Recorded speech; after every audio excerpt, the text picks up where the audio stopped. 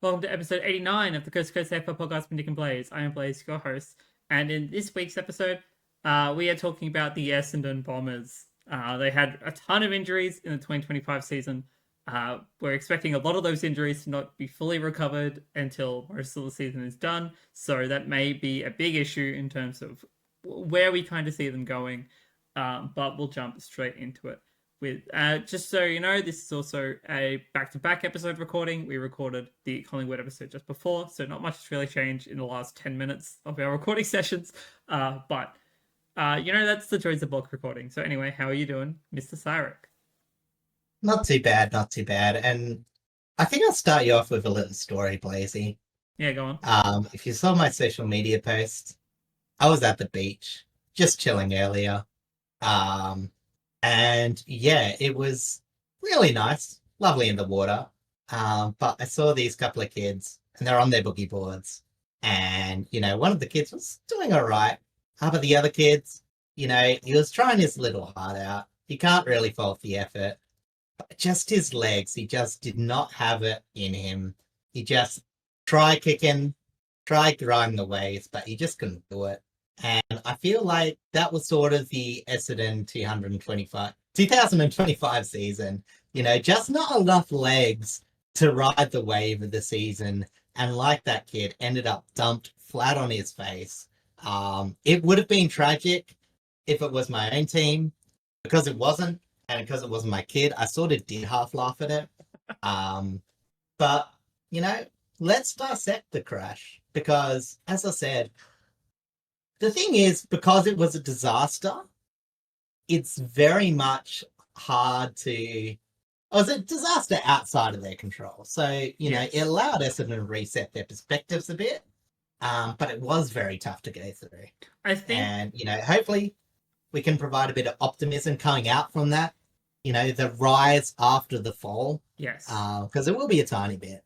But yeah, I think it's, and we'll go into this, but it's very much a silver linings kind of moment. It's like, despite how many injuries you had, you're a team that was able to blood a lot of young talent, allow them to have their first experiences in the AFL, and kind of just see what they're like, see what they're going to be like under that pressure, and then how do you mold them into the players that they need to be.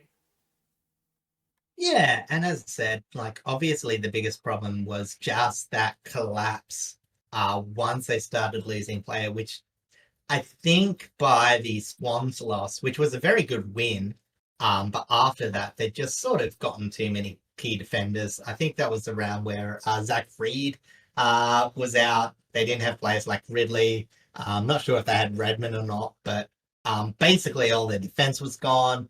They also started losing key forwards, also started losing midfielders. The Todd Goldstein was getting roped out there.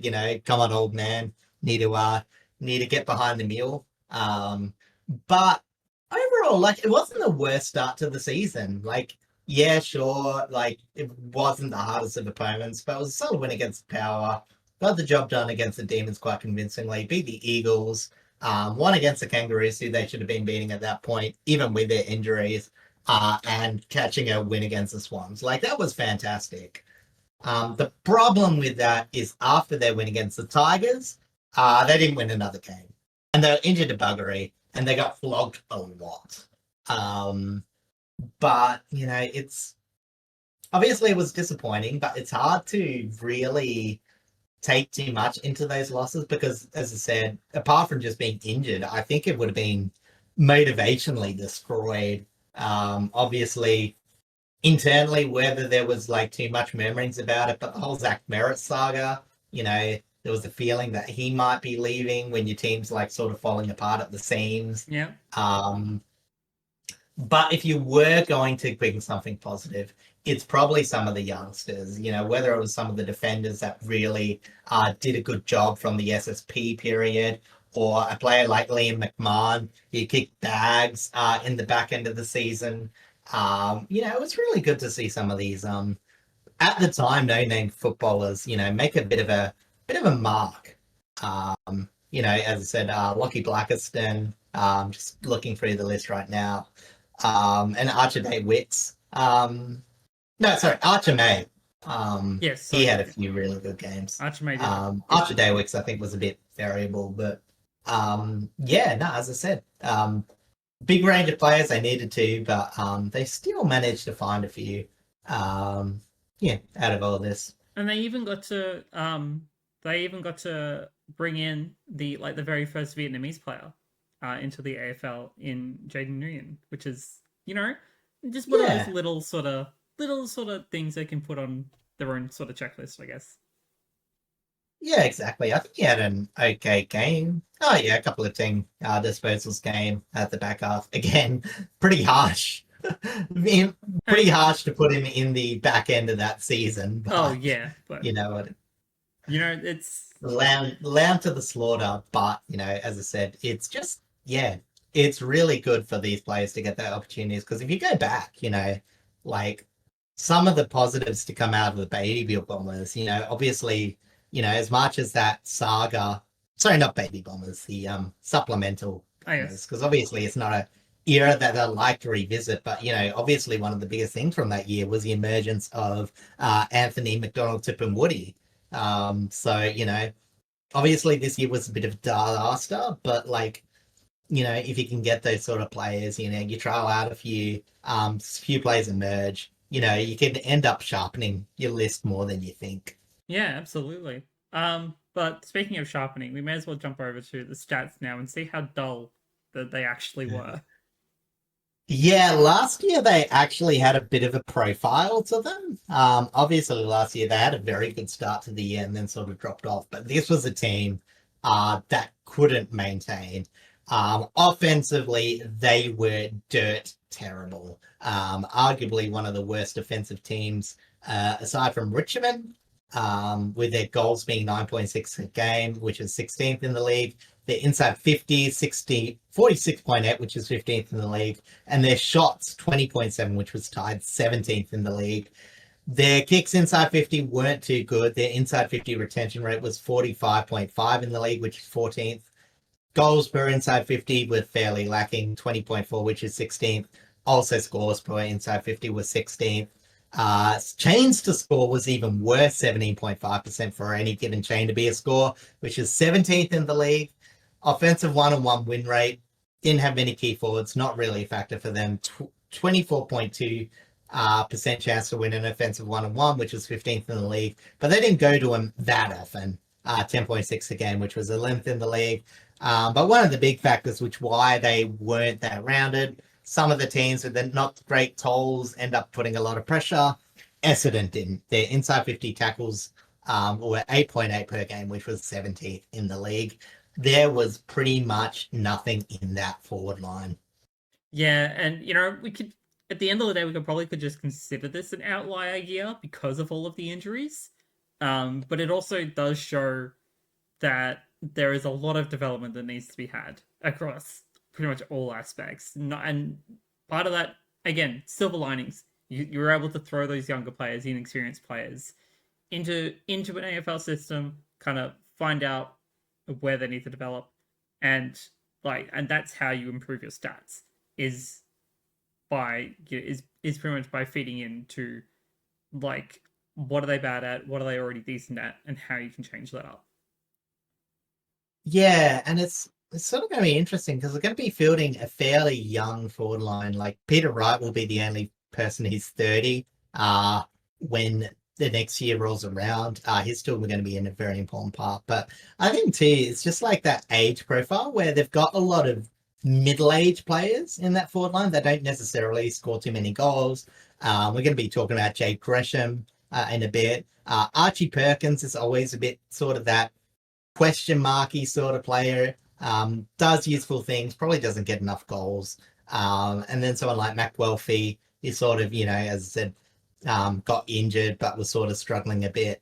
They just have a lot of players, even aside, from the injuries, that were also just struggling in that forward You can line. probably So throw a bit of again, throw a bit of Kyle Langford into that as well.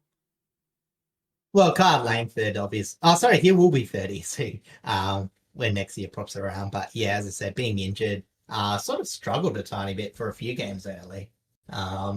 So yeah, as I said, um, I think Carl Langford's like, you wouldn't doubt his spot in the side, but like I think they sometimes want to get a bit more general play. They want to get a bit more general forward functionality. Yeah. And as the Peter Wright and Carl Langford tend to be very deep players and only really have their impact in terms of goal scoring. But yeah, as I said, they've just got a lot of players that don't also impact in their forward line, but also don't score goals. That's what I was trying to say. And I think that's very reflected in their offensive stats. Oh yeah, 100%. And their defensive stats aren't looking that great either. Yeah, to be fair, their defense is probably even more banged up than their offense was. So True. I think they get a bit of a pass. But again, we weren't really expecting them to be good, and they weren't. So their goals against 14.1 per game, which is 16th in the league. Opposition goals per inside 50 was 25.8%, which was 15 in the league. So generally, if oppositions could get the ball in there, they were solid rate at scoring. Defensive one-on-one losses surprisingly wasn't too bad. 26.6%, which is ninth in the league. You would take that considering, who they were playing. And it's not like they weren't even going that often. They still had 11.6, which is sixth in the league. I think a lot of turnovers for Essendon caused a lot of 1v1s to happen. And they generally did all right. Their systematic defense, though, was pretty bad. Their spoils, 27.7 per game, 17th in the league. Pretty concerning considering how many balls were getting inside 50. Tackles in the league were dropped off a lot, 57.5, which is 14th in the league. Defensive pressure acts are still okay. So they were at least trying in back there. 131.4, which is fifth in the league. Obviously, the ball did spend a lot in their back half, but they were trying a bit. A bit more optimistic. I put opposition ground ball gets. They limited them to 14.7, which is eighth in the league. Considering how much territory they lost, I would actually take that. Opposition score from stoppages was also pretty low, 31.7, which is sixth in the league. So, even though their midfield wasn't the best, their shape was enough for it to not actually matter as much. But the biggest killer was the opposition score off turnovers. 59.3 per game, 17th in the league. A lot of back half, a lot of turnovers ended up ending in back half movement. They weren't even that good at defending off the back half anyway, but they were dead last in opposition score off them, 41.8, which is 18th in the league. Opposition general score to chain, 23.3%, which was 15th in the league. Opposition mark per inside 50, 14.7, 17th in the league. Opposition mark inside 50 rate, 26.9, 17th in the league. Obviously, with how banged up they were, it was very easy to get those set shots against Essendon. But I will say, the one maybe silver lining, I don't know how much of it was systematic. I don't know how much was just oppositions were just going to take more shots on them. But they ended up forcing the opponents into the hardest shots in the league. The average opposition X score per shot was 3.15. So every shot was getting a 3.15 point return, essentially. And their opposition X score per shot was 3.36, which was also the lowest in the league, which given them first. So basically, they forced them into hard shots at the very least. Yeah, at least they tried, to some degree to really nullify what angles shots could be taken from.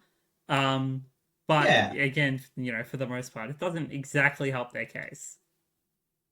Yeah, exactly. I think it's one of those things where it helps them in a few of their games. Like, I think that was very important in the Sydney game, where they just really struggled to hit the side of the barn door. And I think the shot selection made it worse.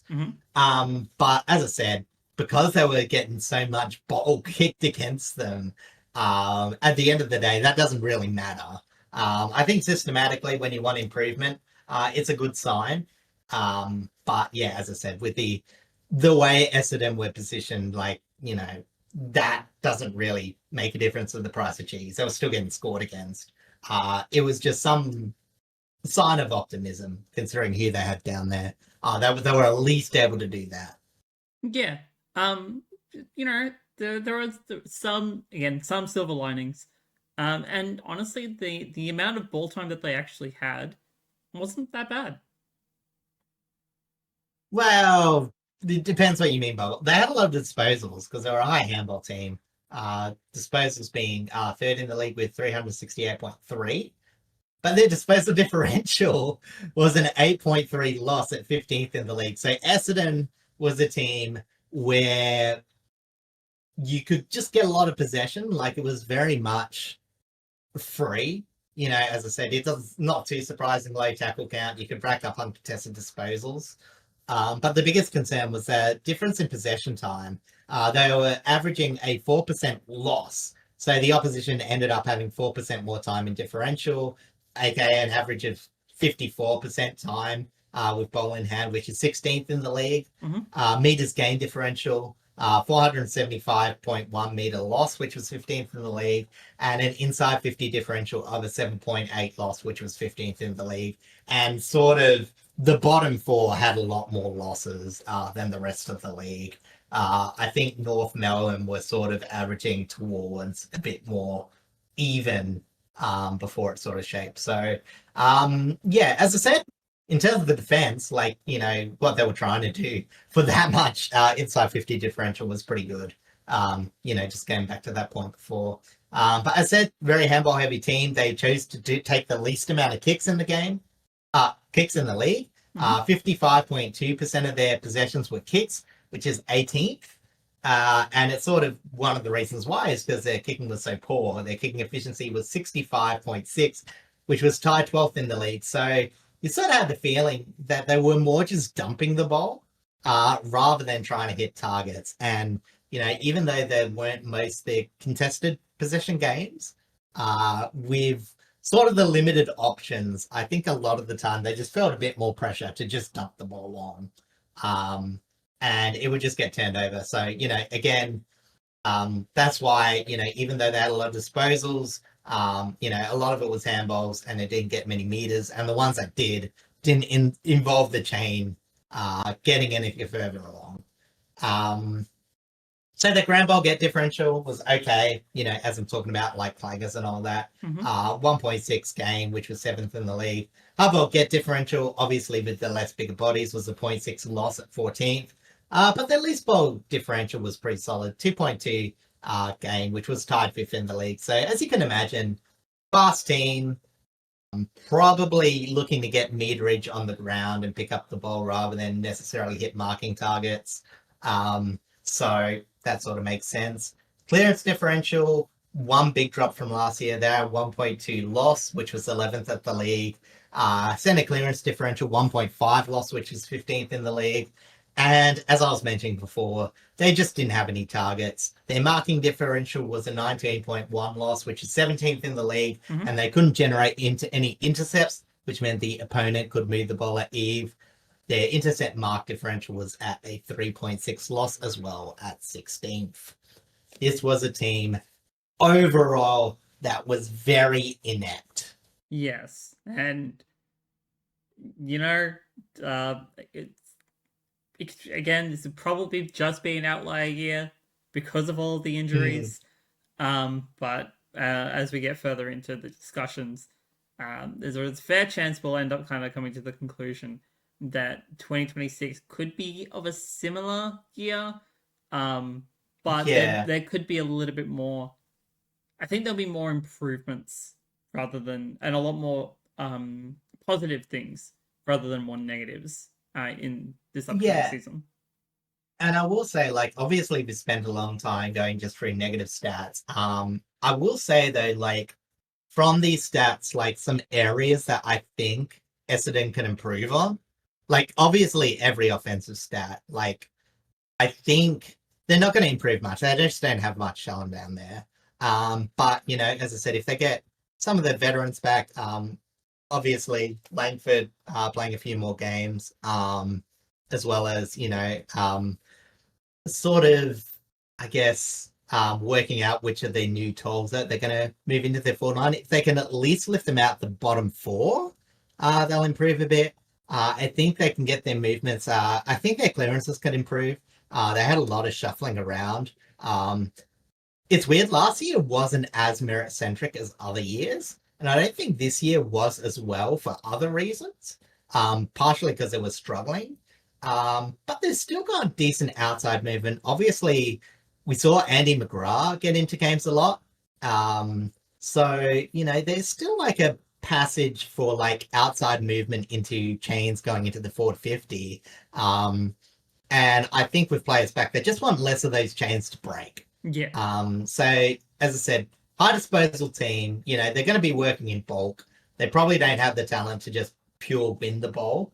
But some of their chains weren't actually that bad. They just broke it down. So again, I reckon they can improve their midfield stats. Like that's the biggest area to where they could change a new identity. And then defense is obviously just going to be, you get improvement from that, from the lack of, meter loss in the midfield. Yeah. So again, if they retool their midfield where they have a bit of talent, they can sort of even it up a bit.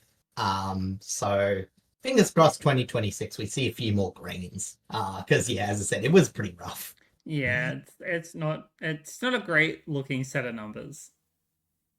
No, exactly. But we'll jump over to our list changes now. Starting with the outs, the big one being Sam Draper over to Brisbane. It's kind of the only ruckman that probably would have come back from injury somewhat on time. But now that they don't have kind of any ruckman, except for Nick Bryan, we'll talk about that a bit later.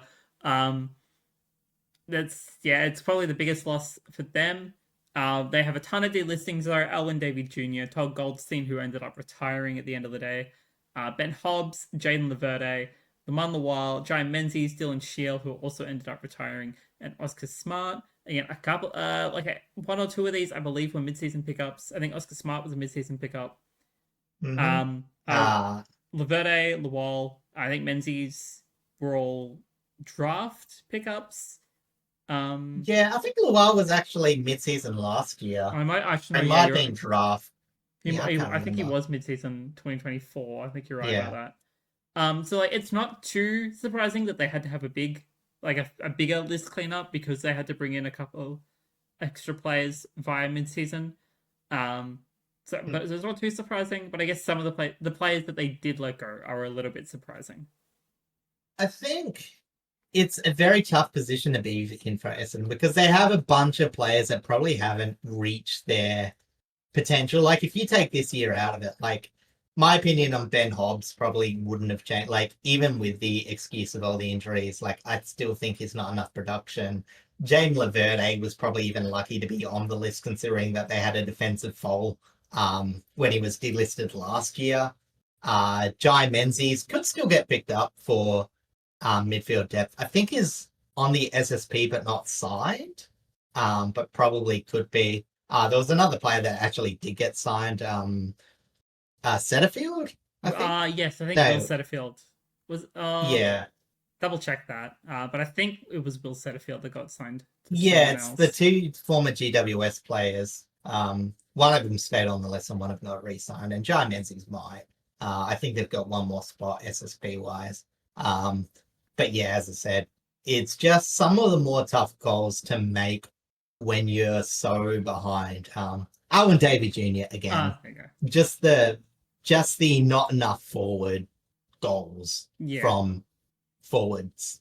And it's not like they're getting any stat pressure in other areas. So it's tough to let them all go, but I think this is the right move because I think making an identity is by far the most needed thing for the Dons because I think they're not looking to push finals. They don't need that depth in terms of making a finals push. They need the young players to provide that spot competition. Yeah, absolutely. For the ins, they picked up Braden Fiorini from the Gold Coast Suns. And on the draft, they signed Sullivan Roby at pick 9, Jacob Farrer at pick 10, Dyson Sharp at pick 13, Max Kondogiannis, a great Greek name, at pick 36, Hussein El Achka at pick 53 via an academy signing, and Cillian Burke as a Category B rookie. Yeah, and again, pretty big mix on this. A couple of defenders, a couple of midfielders, and a ruckman. We're going to be talking about their ruck situation in a moment. But yeah, as I said, the interesting one, Braden Fiorini. We're going to talk him a bit more individually, but it's just a very Essendon pickup. You know what I mean? Like a patchy but exciting midfielder. Plays a bit more outside than inside. But it's funny, like most years I'd probably criticize them for picking up someone like Brendan Fiorini, but I think in this contest, like it's fine. They need a bit better ball movement. And Fiorini sort of suits the style that they play anyway. So He was very much on the outer of Gold Coast regardless, with how their profile yeah, is kind of still some good changing. games. But yeah, as I said, Fiorini, for every good game he has, there's like patches where he just goes missing. Yeah. So again, with less talent around him, maybe he'll, I don't want to say like he needs less talent around him to play better, but I think he can at least play a good role for a couple of years for Essendon, even if it's just an uncontested pill getter. Yeah, I completely agree. All right, jumping over to our players of importance, and I decided to start with their newly appointed captain in Andrew McGrath. He had a fantastic fit 2025, all things considered. Stats wise, he was pretty much he was top of the numbers in a lot of areas. Hopefully, with their injury list slowly easing up, it'll be interesting to see what he offers in the leadership department in terms of leading them on field and off field. Um, the merit side of things is extremely complicated, I feel like. And, being like falling out of trust, losing trust of your players is not a good thing. So maybe like having the captaincy off of Merritt's shoulders could make him an even better player if he's able to build back some of that trust. Hmm. But I really hope that it kind of elevates McGrath's output like a lot because he's already a pretty solid player for them. Like he stepped up a lot more in Yeah. 2025, and I can see him going a lot higher in 26.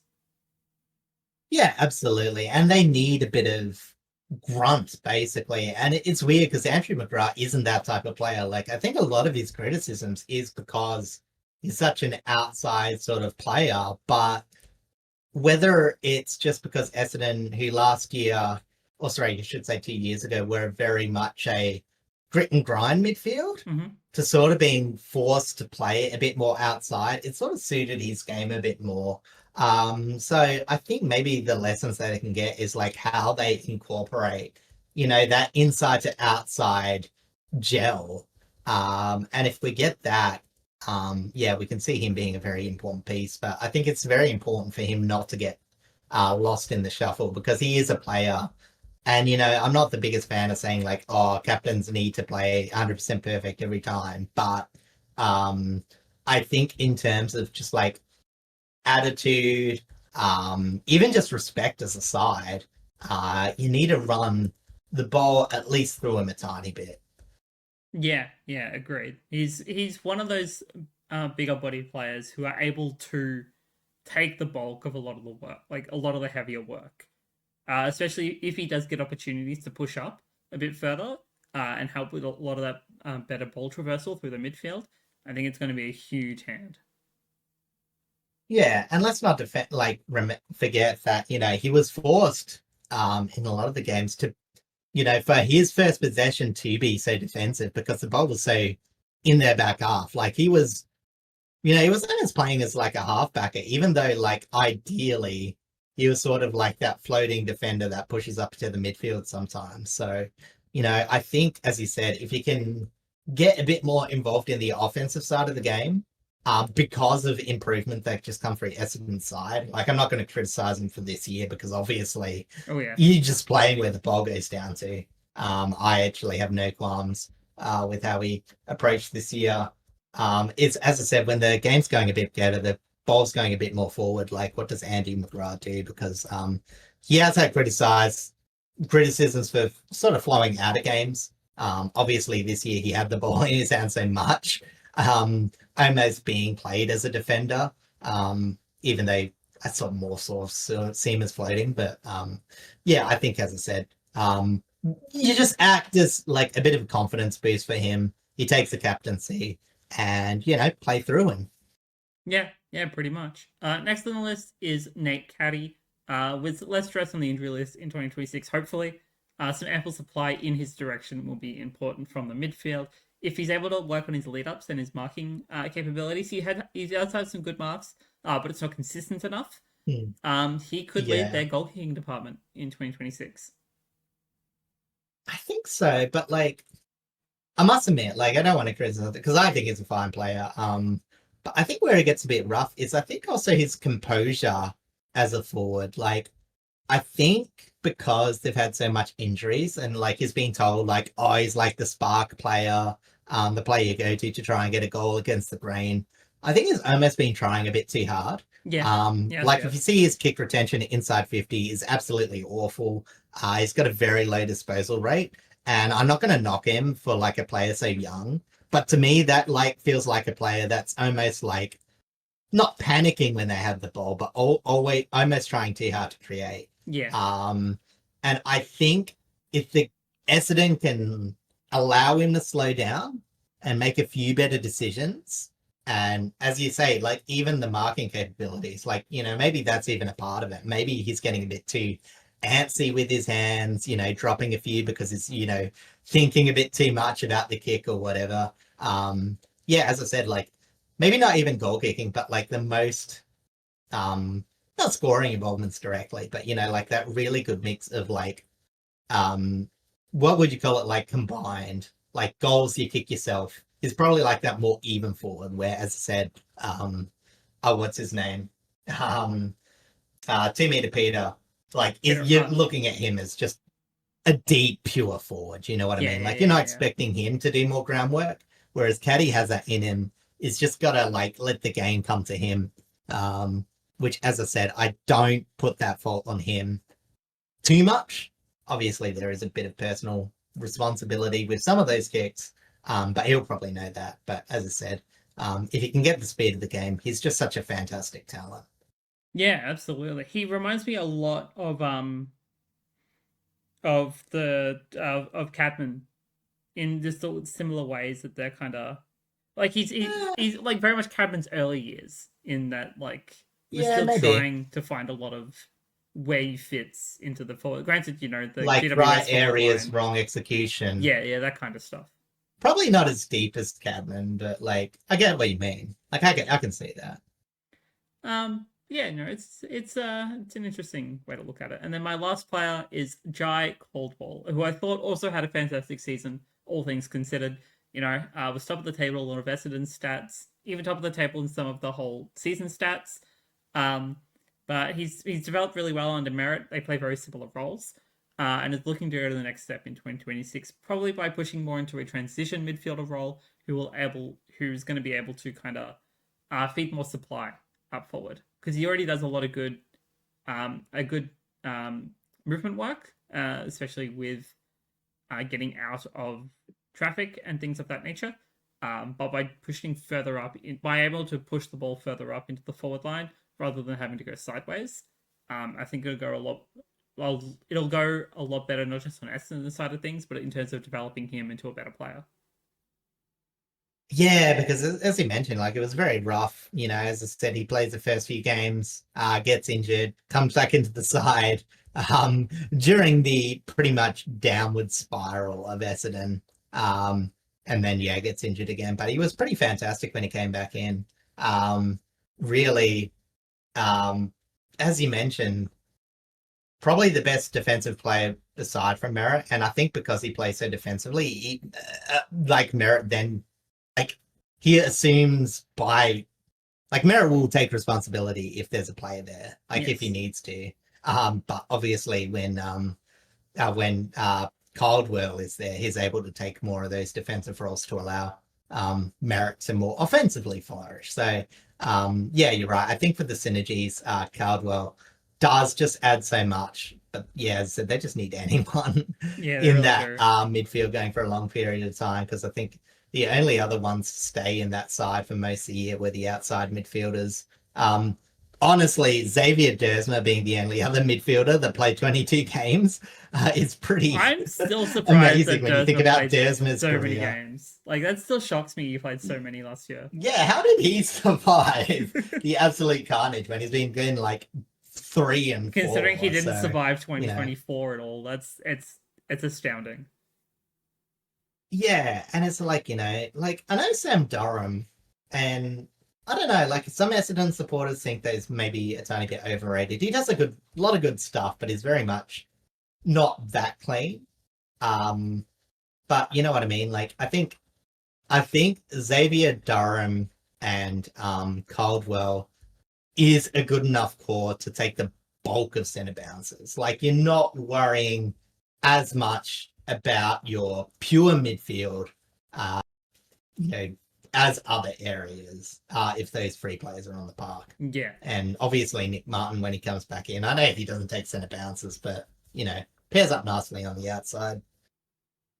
Yeah, no, exactly right. And then we jump over to a player that you had mentioned earlier, one of the aging players on the list. Yeah, and I don't want to make this too much of a call out, but it sort of is because last year I called out Essendon's three small forwards, and none of them fired. I'm pretty sure two of them got delisted in Lowell and Alan David Jr. Yep. Wasn't talking too much about Lowell. That was just sort of taken in there.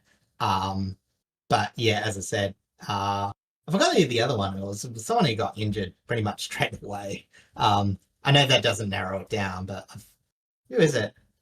Not Silas. I don't remember. Anyway, Jay Gresham sort of being forced to play awkward role in 2025. Need to go up the ground and cover injury, but Essendon need a crummer.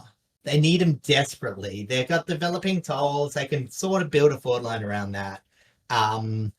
I will state the claim. If he does not get more than 20 goals, I think it will be his last year of AFL. Because we've already seen them being fairly harsh on small forwards that haven't been producing enough offensively. And I think they really need to ask that of Jade Gresham because, as I said, then they'll be asking the question, why are we playing someone like that instead of playing someone a bit younger? But he's got the experience and he's got the skill to bounce back. And yeah, as I said, I'm not saying this to knock him because I do think he has a lot of talent and he hasn't quite found it in his career, but a fresh start might be exactly what he needs. And the game could run through him in a firing offense. The move to the Bombers was meant to originally be the fresh start away from St Kilda. Clearly, it definitely did not go as planned. I mean, it's so weird. It's like going from St Kilda's forward line, which some people view as offensive purgatory, even though the stats don't always necessarily reflect that. It's the most functional, dysfunctional forward line in existence. It really is. But then you go to Essendon and, for half a year, it looked all right. And then it's pretty much been not anything for him to base a game around. So, again, bit of a reset. Just get a small milestone. You still have your, sort of distribution role. He's always going to provide a bit in terms of being a more link-up player. Mm-hmm. But he needs to just hit the scoreboard. Yeah, that's finally, all they really need. Finally, we get to a very, very much, not so much players of importance, maybe a whisper and a prayer for Lockie Blackiston, Vigo Vicentini, and Cale Guerin, who are the three ruckmen that Essendon have available to play round one, knock on wood, hopefully another doesn't go down. It's rough. Yeah, ruck may not be the be-all and end-all of football, but with veteran gamer, 23 gamer, and 24-year-old Nick Bryan not going to be playing round one, coming back from his ACL, it will be very interesting how this ruck situation unfolds. Bailey J. Williams, I will say, one of our favourite West Coast ruckmen and Premier Coast to Coast Trier Award winner, will be breathing a sigh of relief because I don't think he will be the worst ruckman or worst starting ruckman to take the field this year, as unfortunately he's probably taken that award a couple of times for the last few years. Oh, yeah. Yeah, it's just, I know Goldstein probably just didn't have the tank to go on. You saw him really struggling at the end of last year, but, it's like, we saw one game of Vigo Vicentini. He did really well. sort of petering out near the end, but I actually think some of his fundamentals was fairly good. Lucky Blackenston wasn't really a ruckman. Like last year, Draper sort of took those back half ruck roles when Goldstein was taking a little dad nap. But obviously he might be taking a few more of the hit outs. You know, he'll be imagine they'll be doing a Vigo Vicentini, Lucky Blackenston rotation. And then, you know, as I said, Kay Gerald, they've just picked him up in the draft, you know, like still, I'm not sure. I think he still might be under 20 years old. Where we got, question mark? Sorry, I was just checking. I've forgotten his name. Cale Guerin. Cale Guerin. Yeah, 19 years old and 8 months. So he will turn 20 by the time the season pretty much starts. But 199 centimeter ruckman. Doesn't have the weights on here anymore, but you can imagine probably not enough bone to start as a ruckman. So yeah, they're going to be making something up, really. Yeah, it's I got no idea how they're gonna tackle the ruck roll. They might even do something similar to what Richmond did back in the Premiership era and kind of just throw like a tall midfielder as a ruck. Yeah, just use that as like a rotation. But you know, yeah, it's a very interesting question. Well, as I said, like the only other option is maybe you say, okay, like maybe a Lucky Blackiston type or whoever's like the best on the ground. Like just for this year, we're going to ask you to play like a sort of Tim English role where you just basically, you know, give up a bit of tap work to act more as a on the ground midfielder, try and get those clearances up. Because I think that will be fairly important because they are a swarming midfield when they're all fit.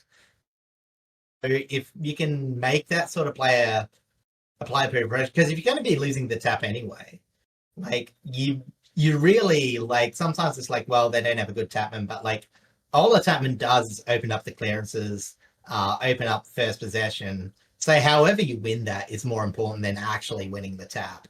Like as I said, like, you know, I've criticized Riley O'Brien for winning the tap and not having much effect on the contest.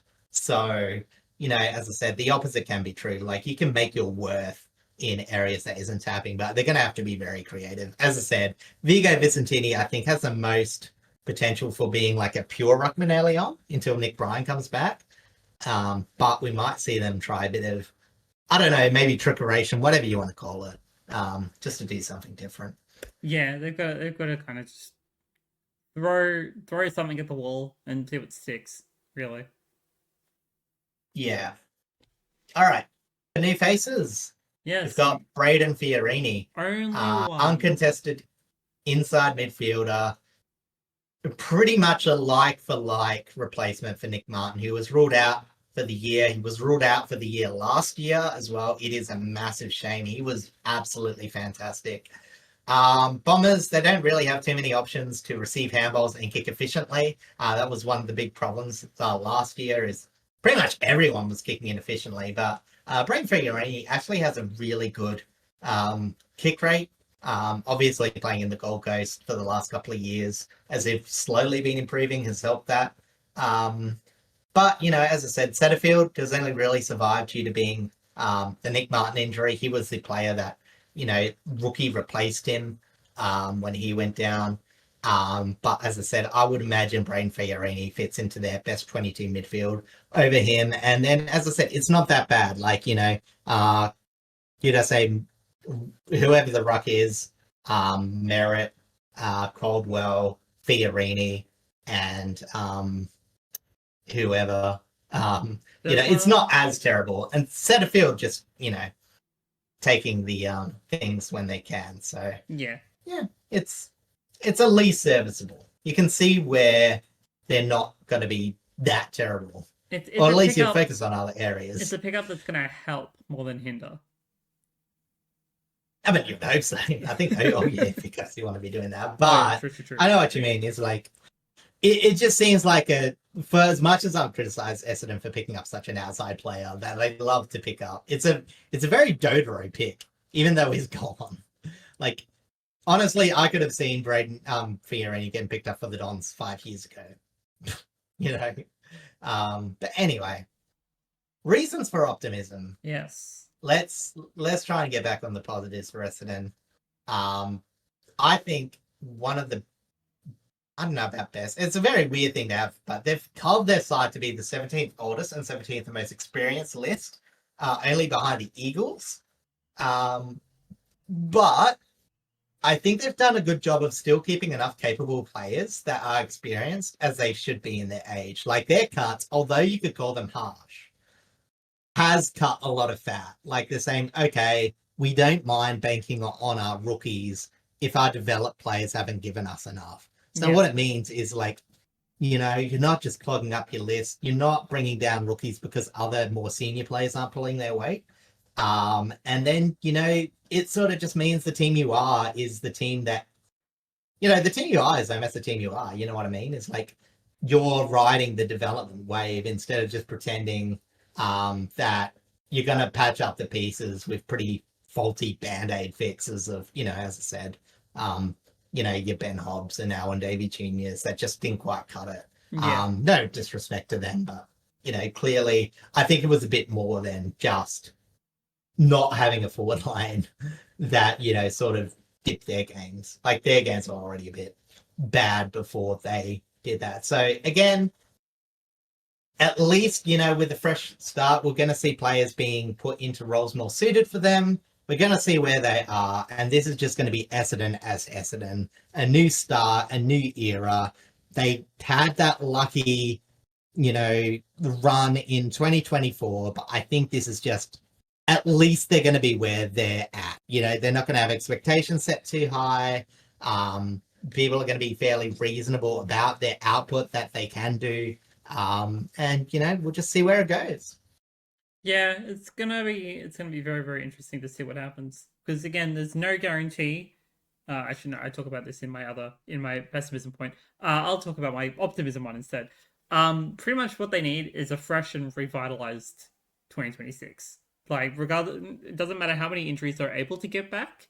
If they're able to kind of get back enough and keep most of the list that is currently playing like healthy, they'll hopefully be able to have better opportunities for not just for winning, because that's ideally what everyone wants, of course, but just being able to grow their younger talent and just get a little bit more consistency out of their older players, and just hopefully potential to make some potential to make a little bit more of an impact on the ladder. Yeah. Do you want to hope that they get out of the bottom four, or like dropping down to the bottom four? Sure. Is it feasible? I think the chance, like, I don't expect it, but like their back line, at least like the players they've left, like they're not terrible. Like they're only really as exposed because the ball was down there so much. As I said, like if you had an Angus Clark, Jackson Pryor, Mason Redmond, Ben McKay, Zach Reed, and Jordan Ridley in your back line, like that's not terrible. Like it's still going to be bottom half of the league, but they're not going to be as exposed or as, thing. I think the biggest thing is obviously Ben McKay, the key back that they wanted to center the game around, hasn't been as good a pickup as they wanted it to be. But, as I said, all six back there, like you're not expecting this to be the worst defensive team on paper. As I said, it's all about just getting to mediocre, and, get back to being a bit more of a control team. If they can be a bit more control team in the midfield, the defense can just hold up. And yeah, as I said, it's only the forward line that's abysmal. Yeah, like if they're able to, again, keep a healthy list, or a somewhat healthy list, and it'll go a lot longer of a way than otherwise they're just gonna fall into kind of the same pit of 2025. Yeah. I mean, a bit easier said than done. Just don't get hurt. But, as I said, we always sort of hope and expect. Yeah, exactly. We just always hope and expect that teams are going to be healthy through the year when we do these analysis. Yes. We get the swing for injuries, but, as I said, fingers crossed, touch wood, keep the planes up and healthy. Give them a lot of jet fuel. That's all that they need. Yes. Yes. So reason for pessimism, and I sort of just mentioned that in that last little point, is that, yeah, again, defense, decent players coming back, midfield, sort of a bit more as it is, but, should get a bit more consistency. But yeah, the forward line is putrid. Aside from Langford and maybe Wright, the ball will inside there unless their midfield turns out of nowhere. Sorry, I still say the ball will still go inside their defense unless their midfield turns out of nowhere. I think there's still a bit too many bits and pieces to be expecting them to get as controlling as they were in early 2024, even though I think their midfield's going to be a bit better. And as I mentioned, the back half of the year was absolutely dreadful. And with the amount of knee injuries and other injuries that sort of drag on, they will still be missing a chunk of their list in the first half of 2026. Some of them probably going to be for the first 5 rounds only. She'll get 75% of their injured core group that were out last year. But yeah, as I said, players like Nick Bryan, Nick Martin's obviously ruled out already. There's another one that's going on for a bit longer too. Name escapes me, but it's a bit concerning that there's still going to be a few players that you're just going to be not expecting an impact until the later half of the year. Yeah, it's really worrisome, especially when it's a player like Nick Martin as well, because we've seen how talented he is and how he's already been such a huge loss. But essentially, because he's just that forward line link up. There's no surprise that their efficiency dropped so badly after he went. So. And even when he was he was playing deep deep in the back line, he was still having such an impact because he was able to create chains and even continue chains.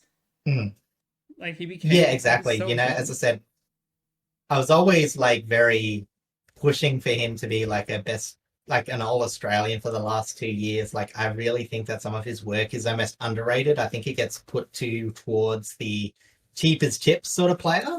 Whereas I think he gets almost unrewarded for finding nice, easy chains to work with. But I think we're seeing now, Essendon are really missing that chain creator because, as I said, a lot of their chains fall flat. So, they just need a spark from somewhere because, as I said, they're missing a few of those. Yeah, it's definitely not helping. Essentially, they need stability. And there's no guarantee, as we've already touched on. The injuries are going to come back when they need them to.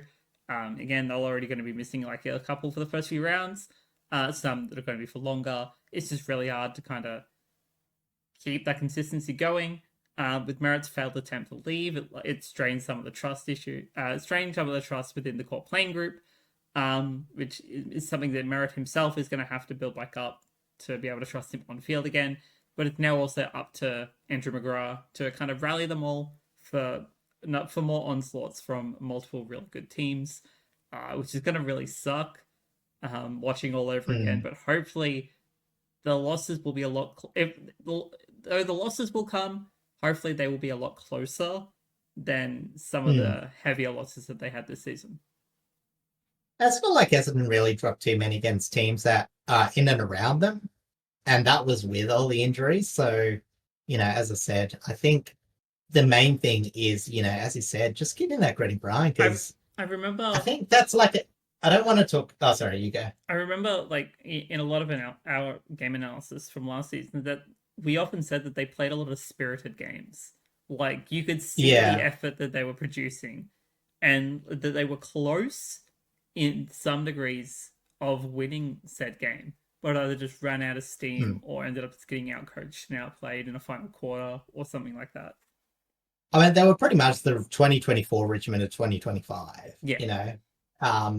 Slightly different positions, slightly different context, but really they just faded fast because of that lack of players on park. But I will say, like I said, I don't want to talk too much about the off-field drama of the Essendon trade, failed trade for Merritt and all that. But I think just on a pure leadership thing, and as I said, in terms of Essendon's identity, and I think Brad Scott's coaching philosophy, I think he sort of needs those harder line, leadership sort of players. So it's hard because obviously Merritt's, it's not just going to be, comeback business as usual. There's going to be a bit of hard. And I think maybe people are overstating, like, because I think Merritt's a professional. Like, he's Oh, going to be able to play football oh again, yeah. get the When he's on field, troops he's an behind him. absolute professional. But it's all about Yeah, the connections but, and that sort of like, brotherly development. yeah. Yeah, well, I guess not so much that. It's more just like, um, yeah, as I said, like whenever Essendon's been in trouble, they've gone back to that like that hard nosed player to get them out of a rut. And now that McGrath's captain and is not really that sort of player, is like one of the more uncontested players in the side. Um, it's going to be weird to see if there's any shift in dynamic because I'm not saying it's a bad thing. It's not like Essendon's been world beaters and they wouldn't mind, they can't change their leadership.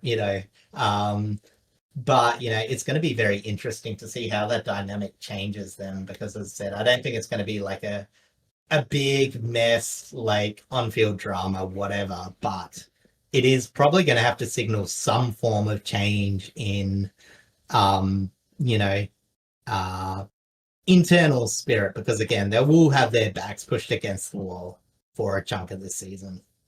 Yeah, especially in this first half, it's going to be really, really difficult for them to find some sort of consistency in terms of what they want out of the season. Yeah. So we'll move on to the final verdict, and I don't think it's too surprised that there's just too many holes and young players. Yeah, there's excitement and hope for this Bombers team, but it isn't going to be directed at winning too many more games in 2026. Rather, just seeing who steps up. Again, probably if you were to rank the offenses in the league, I'd still have Essendon near last. I think Richmond's probably worse. West Coast is maybe the worst. Um, yeah, not too many other teams comes to mind. But yeah, but I think they've got enough in other areas to maybe miss out on the bottom four because they did have some good performances last year. I don't think it's too many above. I think they're 14th is would be really nice. So they're still likely to make the bottom four, but I won't call them a bottom four lock. I'll just say lock to miss the finals. Could have some potential, but that potential is like getting a like 6 to 7 win season. Yeah. Yeah, I think if you're going to kind of put them in the upper echelon in comparison to last season, I'd say probably an extra 1 or 2 wins.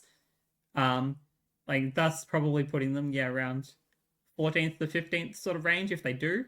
Otherwise, it's just going to be slumming it up with the bottom four. I kind of see it about the same way. Maybe again, and this is a very hard maybe. Maybe they push like a little bit higher into like 13th, but again, it all depends on other teams around them as well as themselves. But it's probably more likely to be like the 15th to 16th sort of range, I think. Yeah, it's just hard to see other teams that finished above them, crashing out harder to go below Essendon. It would take a disaster season for a few other teams for them to finish much higher. And yeah, as I said, 14th. So yeah, but as I said, I still think like of the bottom four teams of last year, and maybe this is controversial, I still think Essendon's probably got the most optimism behind them. Sorry, North fans, we're going to be talking about it. I don't think there's too much between them. Richmond will wait and see, and West Coast are just going to be. Yeah, I'm not going to surprise you. West Coast are going to be my bottom team that I rank through the season, even though I haven't done the ladder. But yeah, as I said, it will be interesting to see like if Essendon with a bit more structure and a bit less good players will outrank North Melbourne with a lot more talent but a lot less structure. So that'll be interesting. Yeah, If they finish above North, it will be a win for the I season. actually That's their agree aim. in that comparison. I do think that the Bombers and North are very, very similar. If Mm. both lists were completely healthy, I think the Bombers would be probably a lot further ahead. However, the injuries do take a big toll. And I think North, if the injuries do continue to persist for the Bombers, I think North could catch up to where, like kind of like to the metric that the Bombers currently are and could possibly push higher. But I think if the Bombers list does become healthy, they will become a much better team and probably have a better comparison to go up against as they slowly improve. Yeah, but obviously, as I said, there's other teams that could go crushing down next year. As I said, Carlton, Melbourne, maybe even St Kilda. They're always the Melbourne primed one would be for crashing. very interesting because of the fact that they've got a new Oh, coach yeah. as well. So it's going to be Yeah, exactly. So, very but interesting. as I said, we'll talk about those teams as they come. But otherwise, yeah, we're pretty much wrapped up with both the episodes we've recorded today and the Essendon Bombers. Yeah, this does bring us to the end of our Bombers episode of the preseason analysis series. So thank you all so much for liking, commenting, subscribing, and just coming to hang out with us in general. The next one after this will be Fremantle, but it won't be in this recording session. It will be in our next recording session and will come out on time. I believe that episode will come out on the Friday.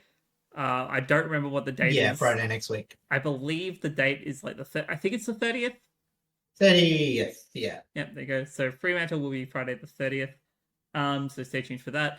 But yeah, thank you also so much for coming hang out. Please go check out socials. You get to see Sarek on a beach. If you want to go see that. Otherwise, we're not doing much else. Go enjoy your time out in the sun. If you're in Australia, go enjoy our summer, even if it is a little too hot out in the west or out in Queensland. That's kind of just how it is. But yes, thank you also so much. Yeah. And we will see you all next time.